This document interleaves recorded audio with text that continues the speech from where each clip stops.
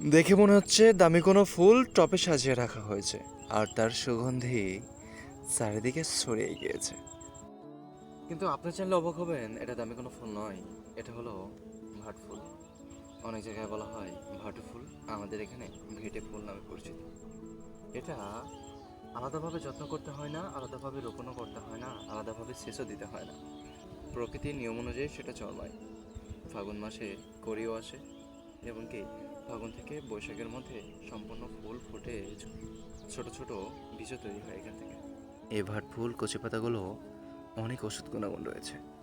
যারা গ্রাম বাংলায় বড় হয়েছে, 90 দশক যারা পেয়েছে কিংবা তার আগের, তারা অবশ্যই এটার ওষুধি গুণ সম্পর্কে খুব ভালো ধারণা রাখে।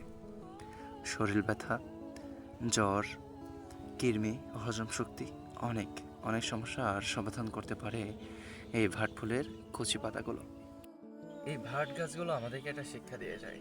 হ্যাঁ, গাছটি হচ্ছে তিতা, অপসুন্দর, কেউ তার পরিচর্যা নেয় না, কেউ তার রোপণ করে না, কিন্তু প্রকৃতির নিয়ম অনুযায়ী সে আমাদেরকে সুগন্ধি, সুন্দর, তরতাজা ফুল দেখিয়ে দিয়ে যাচ্ছে। গাছটি আপনার পছন্দ হবে না, কিন্তু গাছটির ফুল আপনার পছন্দ হতেই হবে। গাছটির ফুলের কাছে যদি একবার যান, যদি সেটার সুগন্ধি একবার নেন, তাহলে বুঝতে পারবেন যে এটা কতটা মিষ্টি একটা সুগন্ধি দেয়। আমাদের সমাজের কিছু মানুষের মতো, যাদেরকে সবাই অপছন্দ করি কিংবা যার পরিচর্যা আমরা করি না, যে মানুষটা আরও ভিতরে লুকিয়ে থাকে সুন্দর একটি ফুলের মতো।